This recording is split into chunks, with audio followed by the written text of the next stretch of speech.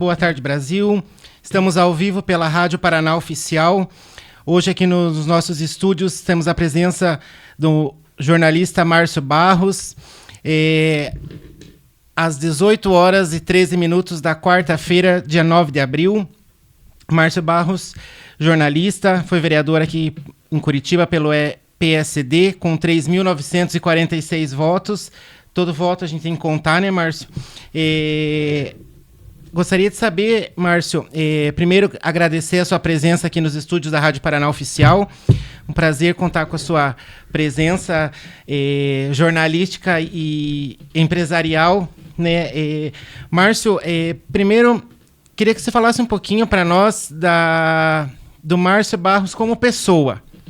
Quem é o Márcio Barros até chegar no jornalista Márcio Barros? Bom, primeiro, obrigado pelo convite, você, Alexandre. Um prazer estar aqui. A gente ouve muito falar da rádio, todo mundo comentando, e eu não tinha ainda não tive essa oportunidade de estar aqui, então agradeço muito por ter sido convidado a estar aqui hoje. Então, como você disse, eu sou jornalista de formação, tenho 2 especializações, né? Pós-graduado em gestão de políticas públicas e pós-graduado também em segurança pública. Eu tenho 51 anos, nasci aqui em Curitiba mesmo, morei boa parte da minha vida bem perto da rádio, aqui na região do bairro Fazendinha, Portão, ali aquela região. E passei ali, como eu disse, boa parte da minha vida. E meus filhos moram ali ainda, eu tenho 3 filhos, tenho a Mariana, a Luísa, o Eduardo. E hoje eu sou casado com a Dinéia e moro lá no bairro Bacaxiri. Mas a minha vida como jornalista, ela começou muito antes de eu pensar em fazer a faculdade de jornalismo. Eu trabalhei, eu já sempre gostei muito de escrever, de falar. Geralmente na escola, os meninos, né, os estudantes têm vergonha, não gostam de apresentar o trabalho. Eu adorava, quando tinha que apresentar o trabalho lá na frente, sempre fui metido. E aí, eu fui prestando atenção nessas afinidades, nesses interesses, e fiz faculdade de História, porque eu achava que aquilo me dava indicativos de que eu seria professor. No entanto, durante o curso, eu identifiquei que não era... Tem que ter outras aptidões para ser professor. Uhum. Daí eu falei, não, eu sou jornalista. E aí eu já fazia o jornal da igreja, mesmo sem saber nada tecnicamente, assim, eu já escrevia com algumas técnicas que eu imaginava que deveriam ter naquele conteúdo, um conteúdo simples que é distribuído lá para os fiéis e tal. E aí eu mudei para o curso de jornalismo, daí eu me identifiquei, né? Aí foi uma alegria só. E uma coisa que é muito bacana, eu gosto sempre de contar e faz parte da história, né? Meu primeiro emprego como jornalista, claro, durante a faculdade eu fiz muitas coisas, fiz assessoria para a Federação Paranaense de Surf, de Bodyboarders, né? Cobria esportes radicais e tal. Trabalhei na rádio educativa, apresentando uns programas de rádio lá, foi lá que eu comecei a rádio. Mas o meu trabalho oficial, recebendo mesmo, como jornalista, recebendo piso, foi lá no jornal O Popular de Araucária. Era o Carlão, lá hoje é dono de uma cervejaria, e foi lá que tudo começou. E o Jornal Popular, eu sempre, por onde eu passo, sempre que me perguntam, eu digo, o Jornal Popular foi uma grande escola. Porque num jornal de bairro ou num jornal de cidade menor, assim, você tem que fazer tudo. Né? Então você tem que escrever o texto, você vai no local... Vamos pensar um local de morte, por exemplo. Você vai lá, faz o levantamento de todos os dados, tira a foto, vai para a redação, escreve o texto, escreve a legenda, escreve, né, a gravata. Para quem não sabe, gravata é aquela linha fina embaixo do título. Pensa num designer gráfico, às vezes edita o jornal, manda para a gráfica, vai buscar na gráfica e distribui na banca ou leva na casa das pessoas. Então, num jornal pequeno, você faz tudo, né? Você é meio bombril, assim. E este fazer tudo abriu portas no jornal Tribuna do Paraná, né? Porque era um jornal extremamente reconhecido, com mais de 50 anos, e eu recebi um convite para fazer um teste lá. E quando eu cheguei lá, eu fiz uma matéria como se fosse no Jornal Popular. Coloquei todos os títulos, sugestão de gravata, coloquei texto, quantidade de caracteres, sugestão de legenda para foto, tudo. E os outros jornalistas que foram fazer teste só escreveram o texto. E aí isso foi determinante, assim. Daí fiquei lá por 10 anos, né, na Tribuna do Paraná, até novembro de 2014, 11 anos quase. E nesse meio tempo, entre 2008 e 2014, eu trabalhei nos 2 veículos, no jornal Tribuna do Paraná, o Estado do Paraná, e também na emissora no SBT, né, que é a Rede Massa. Lá eu fiquei por 12, quase 13 anos também. O jornalismo sempre foi o principal na tua vida, né? E como que chegou a política, Márcio? Veio junto ou foi uma paixão separada? Vou falar para você, a minha esposa sempre fala para eu contar essa história porque realmente foi depois assim que eu me dei conta, né, que eu já gostava muito de política. O Alexandre vai lembrar assim, de alguns nomes que quando eu era menino eu fazia coleção de santinhos, cara. E há um tempo atrás isso não tinha limites assim, então tinha santinho de tudo quanto é tipo, tudo quanto é tamanho, não tinha regras como tem hoje. Cara, os caras colocavam cartazes no poste com cola. À noite passava um camarada lá com um cabo de vassoura com uma cola na ponta e colocava os cartazes no poste. No outro dia tinha outro e assim por diante. Showmício, essas coisas todas. Eu sempre gostei muito desse movimento da política. Eu tinha coleção de santinhos do Maurício Fruit, do Enéas Farias, dos irmãos Jensen, do Paulo Pimentel, quando ele saiu candidato pelo PDS, tinha do José Richa, enfim, da velha guarda, né? E aí, uma vez a minha mãe procurando, sei lá o que ela foi procurar, num sofá-cama que a gente tinha na sala, quando ela levantou aquele sofá-cama, tinha muito santinho de todos os partidos. Aí eu falei, pô, mas aí tem de todos os partidos. Eu falei, eu sou um democrata, né? Então, brincando assim. E aí agora, quando eu comecei a prestar atenção na política por um outro olhar, como jornalista, aí você começa a ser muito crítico, né? Porque vocês que trabalham com jornalismo, que vocês sabem, você começa a ser crítico. Pô, por que não fez isso? Por que tem mais uma criança demorando 10 horas ou 5 horas, sei lá, não sei quanto tempo, para ser atendido? Por que faltou médico? Por que faltou médico? O médico não veio ou está faltando médico? Por que tem fila na creche? Por que tem mais um jovem assassinado? Aí você começa a ser questionador. E eu sempre fui muito questionador no meu conteúdo jornalístico. E aí despertou o interesse de pensar, pô, se eu consigo identificar o problema, eu posso, de repente, ser uma ferramenta na solução. E aí foi que eu comecei a frequentar as reuniões do PSC, à época, quando o governador, o Ratinho Júnior ainda não era governador. E aí comecei a participar das reuniões, junto com o JP, junto com uma turma boa lá.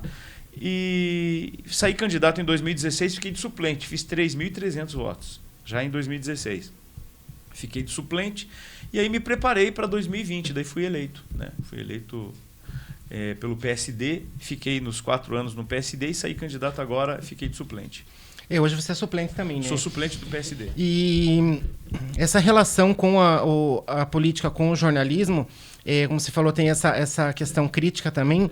E eu posso falar assim, meio amador, mas eu acho assim, a maioria dos políticos hoje falam assim, eu vou levantar a minha bandeira para a saúde, para a educação e para a segurança. Eu acho muito simples, né, essa questão, porque assim, segurança, todo lugar tem ou não tem. Né? A saúde tem o SUS, quem tem condições faz particular, quem não tem vai pelo SUS. E a educação, toda criança tem direito à escola. Né? Então, assim, é muito fácil o político hoje em dia levantar essa bandeira e lutar por uma causa que ou tem ou não tem. Né? Vai muito assim do prefeito ou do governador, né? Ter mais essa visão para a escola ou para a saúde, mas acaba sendo sempre a mesma coisa, fila em posto, em hospital, mas assim, acho que falta um pouco, você como foi vereador e sempre está nesse meio também, outras bandeiras a serem levantadas. Claro. Né? A gente fala aqui muito no nosso programa a questão da cultura. Né? Em Curitiba hoje foi palco do Festival de Teatro de Curitiba, né? Uma dos maiores festivais de teatro do Brasil, né? E tem essa questão assim que eu acho bem interessante do festival, que tem para todos os públicos. Tem para o público que pode pagar, e tem a parte fringe do festival, que é para o público assim, que é mais acessível, tanto pela questão das pessoas irem por não precisarem pagar, né, não ter esse valor para precisar desembolsar para ver uma cultura, para ver um teatro, como a questão mais acessível de teatro assim, para as pessoas irem. Então, na sua concepção de político, você acha assim, que a cultura ainda falta muito para chegar num patamar aceitável, né, Márcio? Veja, quando você fala em saúde, educação e segurança, são pautas populistas, porque todo mundo está reclamando de segurança. Quando você pega só a pauta da segurança, a gente pode dividir ela fracionar ela num monte de possibilidades de ação de política pública. Perdão. A saúde é a mesma coisa. Quando você pega a saúde, por exemplo, a gente pode ter uma pauta que é pessoas com deficiência. Ou pode ter uma pauta que é pessoas com doenças raras. Ou a pauta do autismo. Ou a pauta, enfim, sei lá, tem uma infinidade de possibilidades. O que a gente precisa entender nós precisamos de políticos que façam políticas públicas sérias e não políticas públicas populistas. Mas acho que o principal de tudo é entender o que está dentro da sua competência. Porque, por exemplo, eu como vereador, qual é o papel do vereador com relação à segurança pública? Quem faz a segurança pública todo mundo segundo a Constituição, todo mundo é responsável pela segurança pública, inclusive o cidadão. Mas quem faz o patrulhamento ostensivo é a Polícia Militar, que é de competência do governo do Estado. Quem faz a questão da polícia jurídica é a Polícia Civil, que é de competência do governo do Estado. Quem faz o monitoramento das rodovias, das estradas, das fronteiras é a Polícia Rodoviária Federal ou a Polícia Federal e assim por diante. Para o município, resta a Guarda Municipal. Agora que foi feito foi aprovado lá um projeto de que a Guarda Municipal tem o poder de polícia. Então, agora a Guarda Municipal pode fazer patrulhamento, pode fazer abordagem, pode levar para a delegacia. Porque até então a gente tinha um papel muito ínfimo, que era cuidar do patrimônio público, cuidar do posto de saúde, da escola, não sei o quê, e assim por diante. Então, hoje, a Guarda Municipal assumiu uma outra competência. Mas o papel do vereador e do município é trabalhar pela segurança pública, deixando a cidade segura, ou melhor, deixando o ambiente seguro, com rua iluminada, com uma boa calçada, com um mato roçado, as casas abandonadas, fechadas e sendo fiscalizadas, porque se virar mocó, ou se juntar lixo, ou se juntar bicho, o proprietário pode ser multado. Então, assim, acho que o papel do vereador ele é muito mais de deixar o ambiente seguro. Então, na questão da cultura, eu percebo assim, da mesma forma, o poder público tem o papel de deixar o ambiente favorável para que a arte prevaleça, né? Então, assim, preparar bons espaços cênicos, preparar ambientes, preparar condições de que o artista consiga expressar a sua arte. A gente está tendo aí no festival, como você disse, várias apresentações da Fringe que são nas praças. Sim. Então, eu trabalho lá perto da Praça Generoso Marques. Sempre, no período da tarde, tem uma apresentação lá. O que eles precisam? Precisam de um espaço, precisam da segurança da Guarda Municipal circulando por ali, porque a arte, ela flui. Então, acho que é mais ou menos isso. O papel nosso e falo enquanto poder público, deixar o ambiente favorável para que as coisas aconteçam. Mas ainda falta, né? Falta, sempre falta, né? Mas, assim, tem muita coisa que a gente pode levar em consideração que, deixando o ambiente favorável, pessoas ganham dinheiro com isso. Sim. Entendeu? Então, por exemplo, se o camarada, eu estou vendo que tem necessidade de um espaço cênico, o que ele precisa? Precisa ter um teatro e tal. Se um camarada quer empreender nessa área, é uma área que ele vai ganhar dinheiro. Então, de repente, talvez, eu posso falar isso também, principalmente na área do turismo, quando você tem empreendedores investindo em determinadas áreas, a gente consegue fazer com que a prefeitura ou o governo do estado consiga ser mais efetivo. Porque de que forma a prefeitura pode investir em cultura? Contratando artistas? ou liberando editais, alguma coisa nesse sentido, mandando a gente. Eu acho que sim. Mas aí a gente precisa construir realmente políticas públicas eficientes, né? Que a gente consiga para onde a gente vai mandar essa cultura? Para as escolas? Vai ser para as ruas da cidadania? E eu acho, de certa forma, às vezes até um pecado.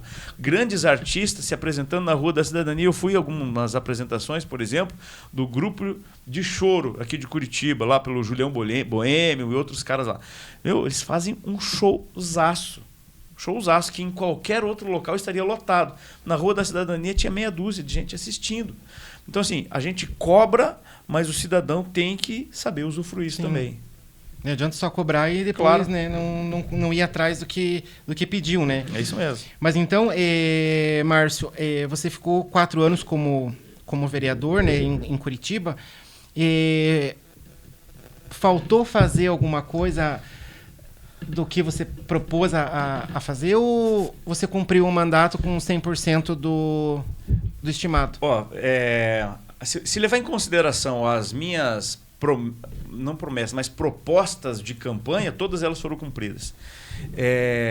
Porque eu me surpreendi de como é possível fazer a diferença. É possível.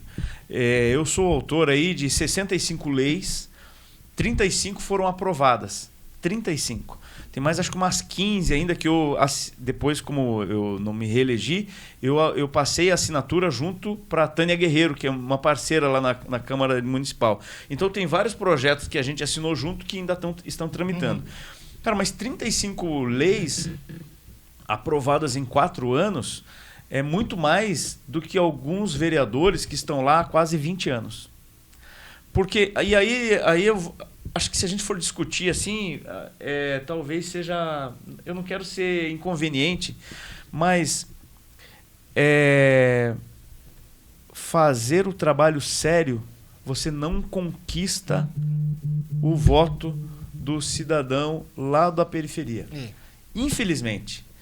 Porque, veja, eu contratei uma equipe técnica para fazer parte do meu gabinete. Um bom advogado, um bom jornalista, uma boa administradora, outros técnicos e tal. E a gente deu resultado. Então, assim, no meu mandato, cada um sabe, né, como faz, como deve construir. Mas, por exemplo, não tem projeto de nome de rua, nome de praça. A gente se atentou a outras coisas.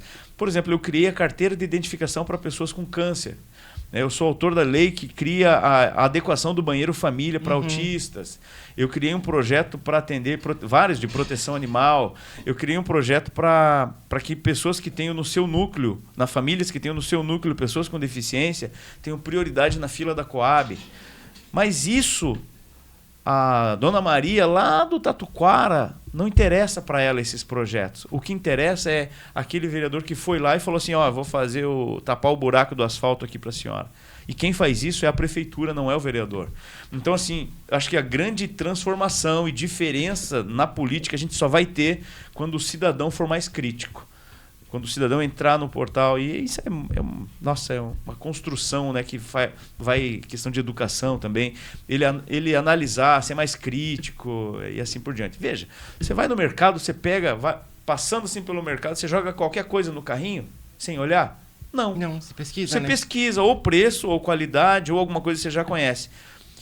Na política não é assim. Na política o cara pega o papelzinho no dia da eleição e fala assim, eu vou votar nesse aqui. Esse aqui é o cara.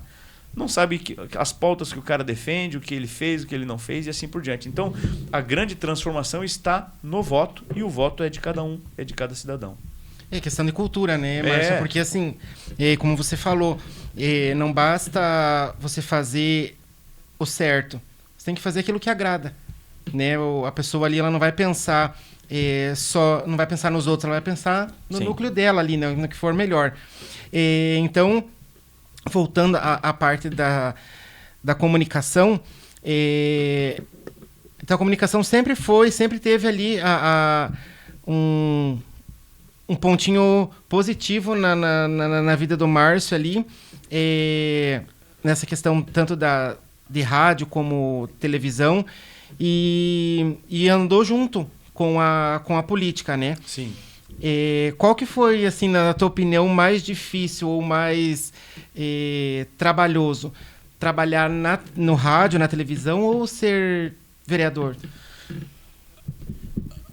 Na televisão o trabalho ele é muito prazeroso, né? Não que na política não seja, mas na política você tem uma missão a ser cumprida, né? Você tem uma obrigação, uma determinação ali, você tem, sabe, objetivos e tal. Na televisão você vai lá, é outra pegada, né? Você tem os desafios. Graças a Deus, eu cresci muito no jornalismo porque eu tive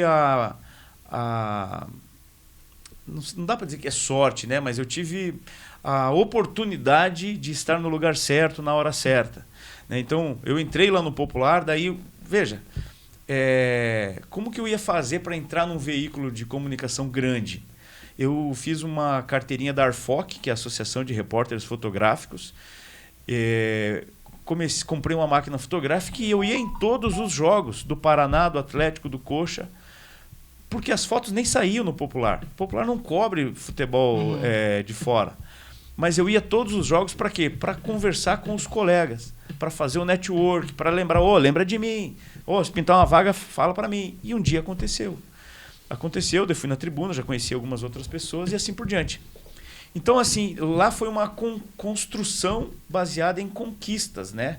E aí as coisas foram acontecendo. Eu fiz parte na tribuna de uma equipe vencedora. Era uma equipe que escrevia um jornalismo policial vencedor. Ganhava vários prêmios e tal. Eu também ganhei alguns. E fez parte de uma transformação do jornalismo policial. Porque antes a tribuna era... Não sei se você lembra, o Alexandre vai lembrar. A tribuna era o Espreme Sai Sangue. E aí eu fiz parte de uma turma que transformou o jornalismo policial em jornalismo de segurança pública. Qual que é a diferença? O jornalismo policial mostra o buraco da bala. O jornalismo de segurança pública, ele questiona por que mais um jovem é assassinado.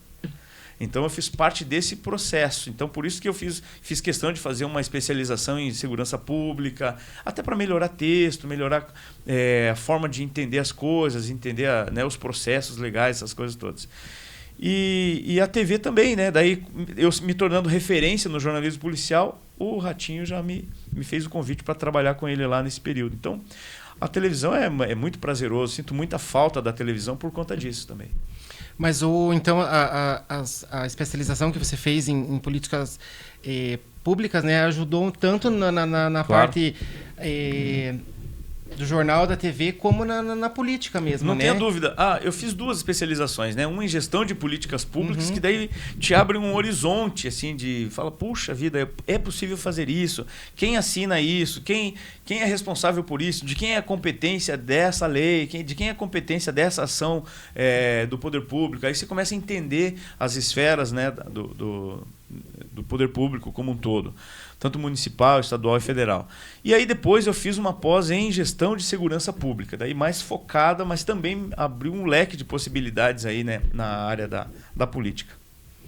E voltando para a comunicação, nós já junto também com a política, você ficou 4 anos como vereador, mas a política não saiu do teu dia a dia. Nós tivemos antes do Festival de Teatro de Curitiba o Carnaval. Né? O Carnaval ali no centro de Curitiba abre uma possibilidade enorme para comércio, né? Para cultura. Claro. E tem um vereador em Curitiba que está propondo, queria a sua opinião, né, nesse caso, retirar esse Carnaval do centro de Curitiba e levar para uma região que não atrapalhe nem o trânsito, nem o comércio. Não sei se essa pauta já chegou na Câmara enquanto você era vereador. Não, chegou agora, né? Sim. Depois. Veja, a gente tem um problema que ele é recorrente. Vou te dar outros exemplos. Corrida de rua. Que horas é a largada da corrida de rua? 7 horas da manhã. Então imagina, quem mora ali perto do Museu do Olho ou perto da Praça Nossa Senhora de Salete, todos os domingos tem corrida de rua. E o cara não vai fazer silêncio. São 4, 5 mil corredores ali. E o cara do som organizando, vem pra cá. Então, assim, os caras reclamam da corrida de rua. Assim como eles reclamam também da Marcha da Maconha, da Parada Gay, da Marcha para Jesus, da marcha dos sindicatos, dos professores. Sempre vai ter uma manifestação que é ali. Tradicionalmente, aquele local é um local de protesto. Lógico, eu entendo que a gente tem que respeitar, tem que aquela coisa, mas veja, se você compra um apartamento do lado da Arena da Baixada, você não pode reclamar que tem um monte de atleticano passando na frente da tua casa, ou gritando, ou fazendo outras coisas, ou que o estacionamento da rua está lotado e assim por diante. Então, são consequências de uma cidade que se desenvolveu e tem as suas múltiplas possibilidades. Com relação ao carnaval, eu acho que não faz sentido nenhum tirá-lo do centro. Apesar que Curitiba o carnaval de Curitiba não é pior ou não é menor. Ele é diferente do que de outros lugares, do Nordeste ou do Rio, de São Paulo. O nosso carnaval aqui é para aquelas pessoas que gostam, para aquelas pessoas que já fazem aquilo ali um estilo não um estilo de vida, mas um desafio para a sua vida, né, para fazer aquela festa daqueles dias ali. Mas, no entanto, nós temos, por exemplo, o Psycho Carnival, que é o carnaval rock, nós temos o Gabaon, nós temos uma infinidade de coisas. Se a gente começar a restringir os tipos de evento por conta da questão do sossego, nós não vamos fazer mais nada. Sim. Entendeu? Claro, a gente entende e tenta ajustar as coisas com horário, com outras medidas, mas eu acho que isso não tem o que fazer. Inclusive, quanto mais eventos tiver no centro, mais seguro o centro vai ser. Mais a gente vai tentar afastar a criminalidade do centro e a sensação de falta de segurança. Então, ali para você, seria inviável tirar essa festa do centro ali de Curitiba, né? No jornal, o que alimenta assim o Márcio Barros no jornalismo? Tem assim aquela pauta assim que quando acontece o Márcio Barros fala, essa era para mim. Tem uma matéria, um acontecimento assim que quando acontece o coração bate mais forte ali naquela... Cara, como eu trabalhei muito tempo com jornalismo policial, muito tempo, né? Foram quase 20 anos. Eu escrevia outras coisas, cobria outras coisas, mas o policial era a minha essência, assim. Então, até hoje, quando eu vejo um carro de polícia, eu já fico imaginando o que aconteceu, para onde que ele vai, né? Porque o sentimento de fazer parte daquela ação, porque quando até tem um texto, né, que a gente fala no jornalismo, na faculdade de jornalismo, que é o seguinte: quando um jornalista vai em um determinado local, ele conta 3 histórias. 3 histórias. A primeira, vamos pensar no local de morte. A primeira é a história do morto, né? Fulano de tal morreu, tal. O segundo é a história da emissora. A emissora, Rede Massa, no caso, esteve lá naquele dia. E o terceiro é a minha história. Eu, Márcio Barros, que estava contratado da Rede Massa naquela época, estive lá naquele dia. Qual é a mais importante? É o fato. Em segundo, da emissora. E o terceiro é o jornalista. Então, quando acontece de eu ver um acidente, ou ver alguma coisa acontecendo, ou, sei lá, uma prisão, né, um caso mais polêmico assim, eu fico imaginando como eu falaria, até minha esposa brinca e falou, você comenta essas coisas aqui na televisão, nós estamos vendo algum jornal e fala assim, puta, eu falaria assim, ó, eu faria diferente, olha, ela acertou, olha que frase bonita que essa pessoa fez, ou errou a concordância, essas coisas. Então, tem muitos casos assim, eu falo, puxa, gostaria de ter feito essa cobertura. Mas hoje ainda lá na secretaria eu estava falando de alguns casos emblemáticos que eu participei, assim, né? Por exemplo, o caso da Tainá, aquela jovem que foi assassinada em Colombo, acho que em 2014, se não me engano, 24 de fevereiro de 2014. Ou 27 de fevereiro. O caso da Raquel Genofre, que eu também trabalhei. O caso da Carly Filho, né, do acidente. Agora da doutora Virgínia. Então, vários casos emblemáticos. Assim, daria para escrever um livro, né? E teve assim um que faltou o Márcio estar ali naquele momento. Assim, teve algum acontecimento que marcou assim, o fato de você estar ali, que às vezes quando a pessoa que mexe muito com a comunicação, tem matérias assim, tem acontecimentos que marcam a vida da pessoa. Tem né? Vários, né? E qual que foi assim, aquele ali que você estava ali que te sensibilizou mais, né? Que digamos assim, emocionou o Márcio de estar ali? Tem vários casos, né? Como eu te disse, foram mais de 20 anos fazendo isso. Teve casos de eu ver um filho morrer nos braços de uma mãe, por exemplo. Porque quando você está de plantão, né, fazendo ali o seu expediente, a equipe policial fica acompanhando o rádio da polícia, né, o HT. Copiando só, né? Você não pode se comunicar, mas você fica copiando, ouvindo as conversas. E aí aconteceu, já várias vezes acontecia da gente chegar antes do SEAT no local. Muitas vezes. Porque às vezes a gente estava mais próximo, porque às vezes a gente já vinha acompanhando do outro rádio da polícia que tinha um tiroteio acontecendo, a gente já ia meio indo para o caminho. Por exemplo, tem um tiroteio agora lá no bairro Alto. Então, a polícia sendo acionada, a gente já vai meio que direcionando, né? Já pego aqui a rua, já vou indo lá. Aí dali a pouco, olha, tem um baleado no bairro Alto, nós já estamos no caminho.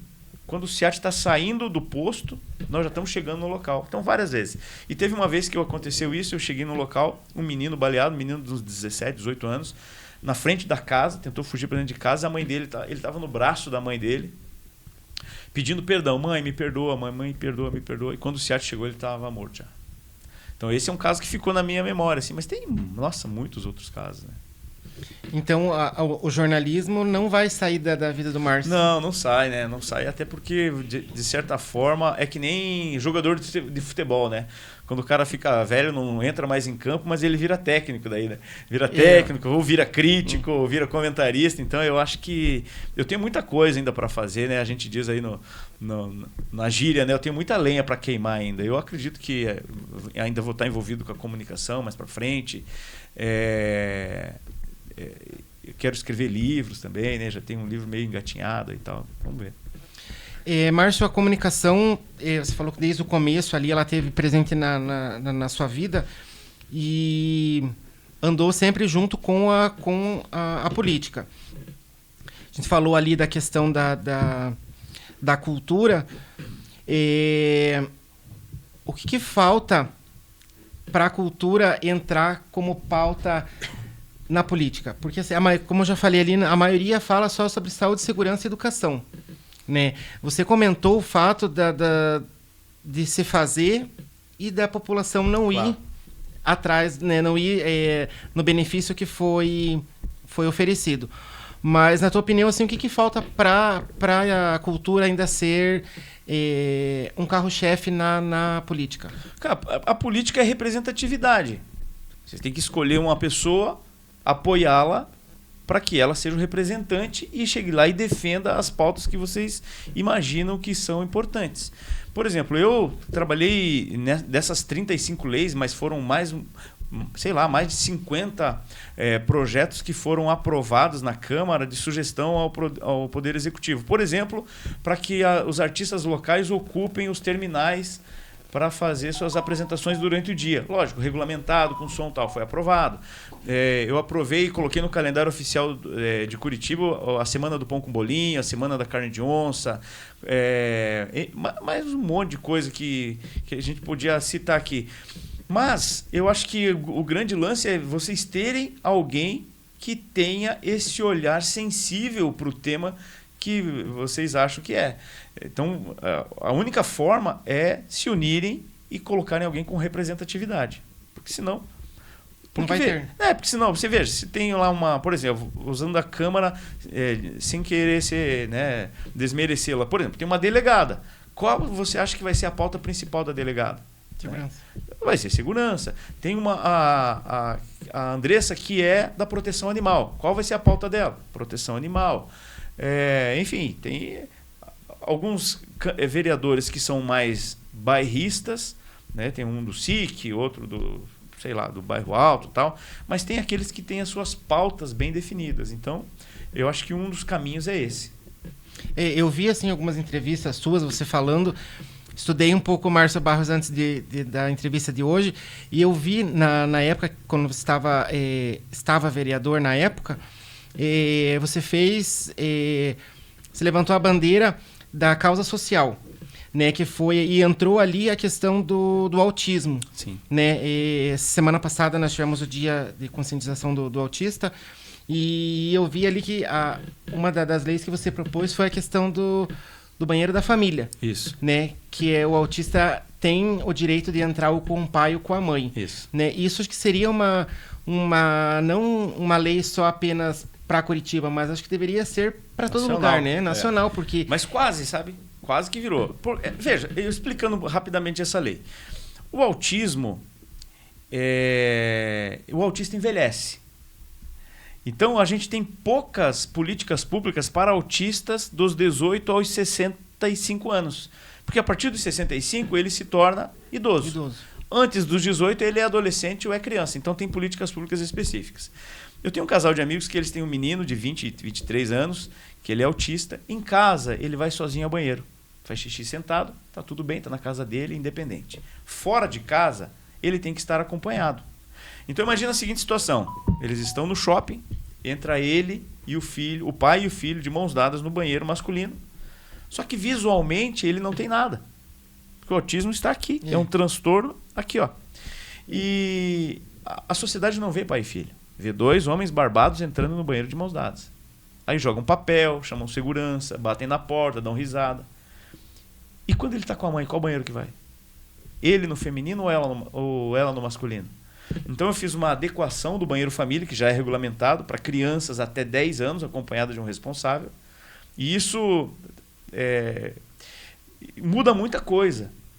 Porque aqui em Curitiba é para, além das crianças com 10 anos, para autistas adultos e pessoas com deficiência intelectual adultos acompanhados de um responsável.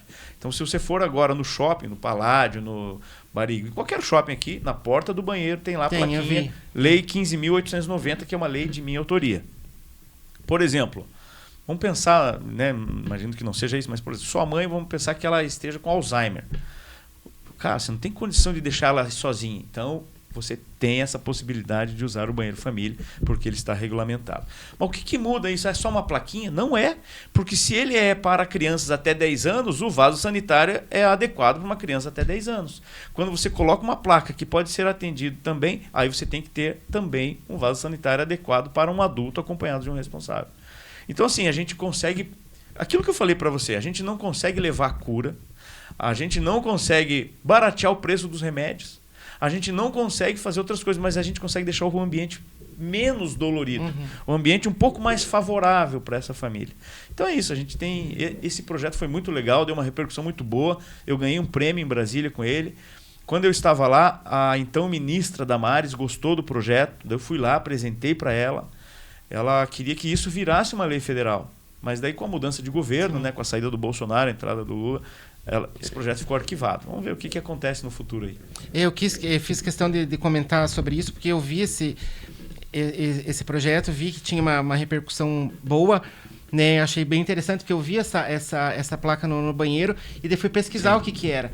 Né? Muitas pessoas assim olham a placa, mas não tem a consciência de ir lá pesquisar o que significa aquilo ali, né? Qual que é o real impacto do banheiro família. E as pessoas também não imaginam o trabalho que foi. Porque apesar de ser só colocou uma plaquinha, não. A gente conversou com o segmento, a gente conversou com pais de autistas, a gente conversou com pessoas ligadas, mestres e doutores em inclusão, a gente conversou com o departamento da prefeitura que faz a regulamentação, a gente conversou com os shopping centers. Então, assim, para conseguir, não foi assim, tive uma ideia, hoje eu acordei com uma ideia, vou fazer isso. Não, é tudo preparado. Então, isso é uma política pública inteligente, porque ela transforma a vida das pessoas. Eu achei interessante isso, porque assim, eu vi no shopping, né, essa placa, e o shopping é um evento diário, né? Você tem ali quantas pessoas passando no shopping diariamente. E é uma questão assim que eu acho que deveria ser levado para outros locais também. Sim. E nós vamos ter agora um evento, o Country Festival, agora aqui em Pinhais, né? No Expo Trade. E assim... tem vários locais que ainda não é acessível para todo o público. Sim. Né? Tem, como você falou ali, o autismo ele é uma doença nova, mas que as pessoas estão envelhecendo e precisa dessas pessoas que cuidem, né? No caso ali, você que colocou, fez a sua parte como, claro, né, na época ali como vereador. E ainda falta muito acontecer. Né? A semana passada nós tivemos aqui veio um casal no nosso programa aqui e uma pedagoga falar sobre o autismo. Né? Tem muita coisa ainda para ser feita, para ser realizado nessa causa.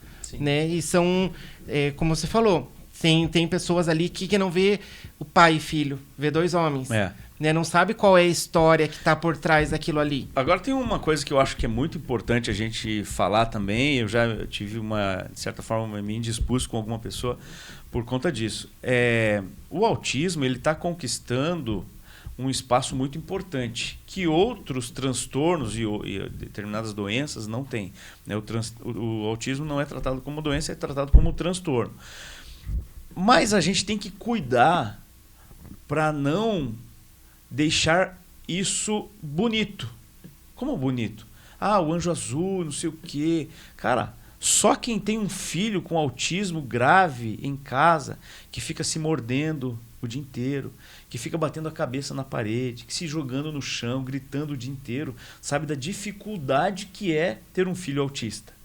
Então a gente não pode gourmetizar o transtorno. Mas é bonito. Não, ele é autista, meu filho é autista. Porque ele é desatento, mas ele não é. Então assim, o autismo tem que ter o laudo. É laudado? Ok. Então vamos trabalhar. E é importantíssimo isso também. Né? Que a gente tenha mais laudos para que a gente consiga... Porque quando o pai tem um laudo, ele sabe que caminho seguir. Sim. Porque se ele não tem o laudo, ele fica perdido também. Vai para o fono, vai para o neuro, o que faz? Então é importante que a gente tenha laudo, mas sem laudo a gente corre o risco de banalizar, porque todas as iniciativas para o transtorno autismo são sérias. E quando você banaliza, você coloca em descrédito aquilo. Então, a gente não tem que cuidar com isso. É muito importante, eu vou lutar por essa bandeira sempre, mas levando em consideração que a gente precisa ter laudo, precisa ter neuros que façam os laudos e assim por diante. Semana passada, no sábado, agora que passou, nós tivemos um evento lá em Araucária, a caminhada, né, do autista.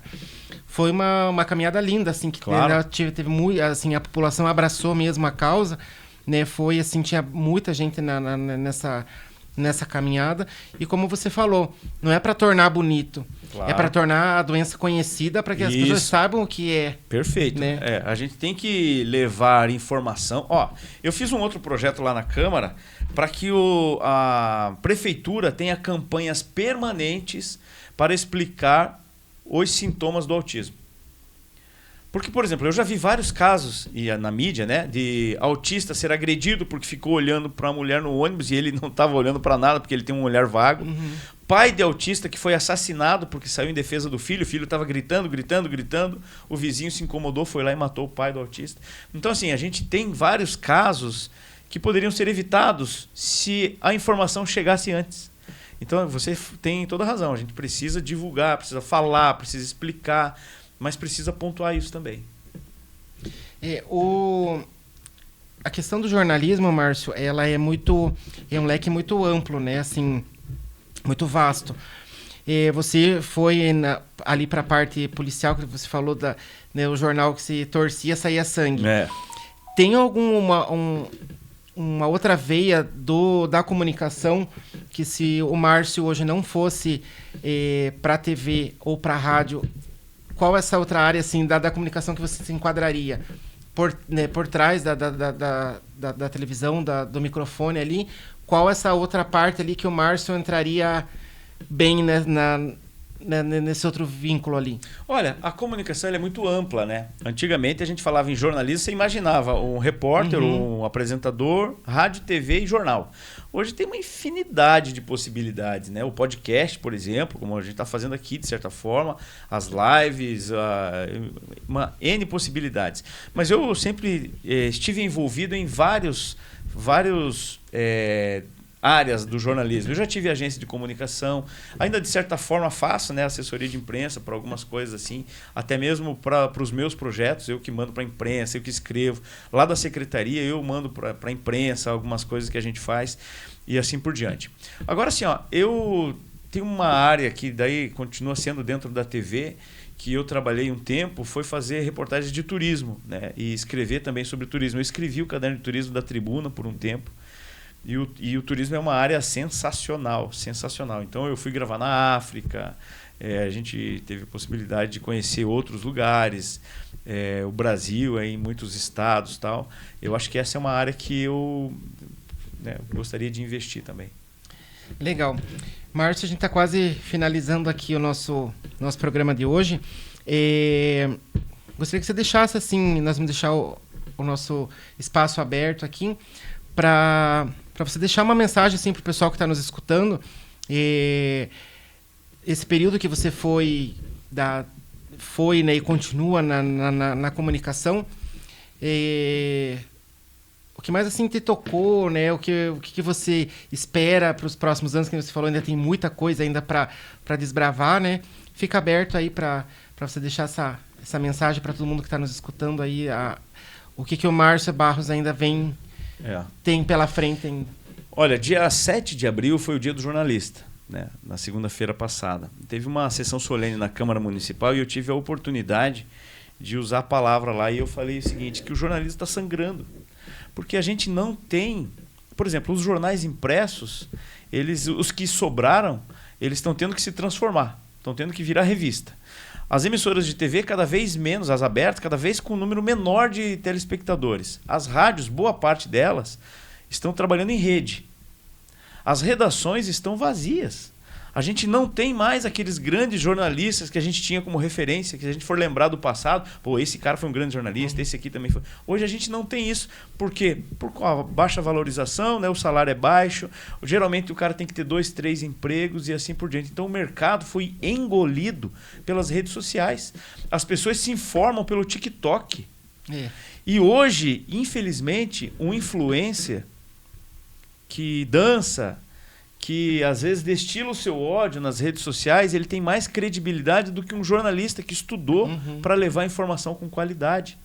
Então, assim, quem é o grande vilão? É o algoritmo, que coloca todo mundo aqui numa vala comum, nivelado por baixo, onde o básico é o suficiente.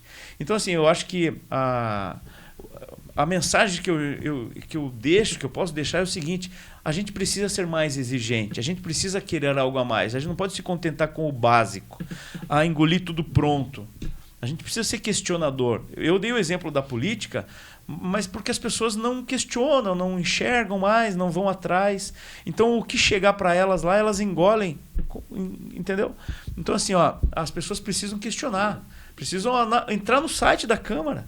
Entra no site da Câmara. Pô, mas esse cara aqui, o cara fez um voto de louvor para fulano de tal. Eu não quero. Esse aqui, olha isso. Qual é a lei que eles estão aprovando? Essas coisas todas. E há uma dificuldade. E eu, como da comunicação, assim como outros que foram da comunicação, não tem problema falar, o Cristiano Santos, a Scioli, todos eles que foram da comunicação, Alexandre, eles têm uma boa votação no primeiro mandato. E no segundo não tem mais. Sabe por quê?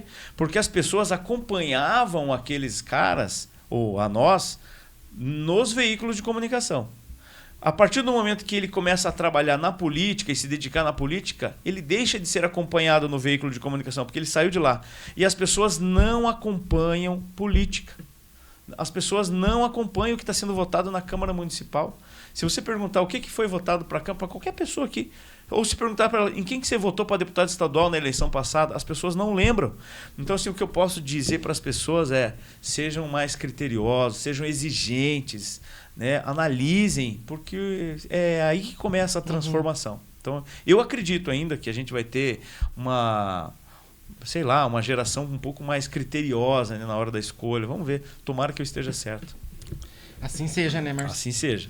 Márcio, muito obrigado pela sua presença aqui nos estúdios da Rádio Paraná. Foi um prazer te conhecer pessoalmente. Conhecia só pela televisão, pelo rádio, mas foi um prazer ter você aqui nos estúdios da Rádio Paraná Oficial. Espero mais pra frente contar de novo com a sua presença, que uma hora foi pouquinho ali pra gente conseguir, né, colocar tudo a nossa conversa em dia. Mas assim, obrigado pela sua presença. Esperamos que mais para frente a gente tenha essa nova oportunidade. E fica aí para as pessoas que estão nos acompanhando pelos meios de comunicação da Rádio Paraná. Encontra facilmente ali Márcio Barros, vê a sua atuação na Márcio Câmara. Barros, jornalista. Márcio Barros, jornalista. Vê ali a sua caminhada na Câmara Municipal de Curitiba. E com certeza vai ver muito mais do que a gente conseguiu falar em apenas uma hora, né, Márcio? A Câmara foi uma preparação para o que eu vivo hoje, né? né? Foi importante passar pela Câmara Municipal, porque a gente tem a noção de qual é o papel do legislador, o que ele pode fazer, o que faz. Mas hoje eu tive uma grata surpresa de ser convidado pelo prefeito Eduardo Pimentel de trabalhar na Secretaria de Desenvolvimento Metropolitano, né? Eu sou superintendente lá da Secretaria, o nosso secretário é o Tiago Bonaguro, tem uma equipe sensacional, nós estamos trabalhando bastante nesta relação de Curitiba com a região metropolitana. E então é isso, tem muita coisa para acontecer ainda, mas é só chamar que eu venho com o maior prazer. Muito obrigado aí pelo convite. Obrigado você, Márcio. E vocês que nos acompanham pela Rádio Paraná Oficial, vamos fazer um intervalinho aqui. Daqui a pouquinho a gente volta.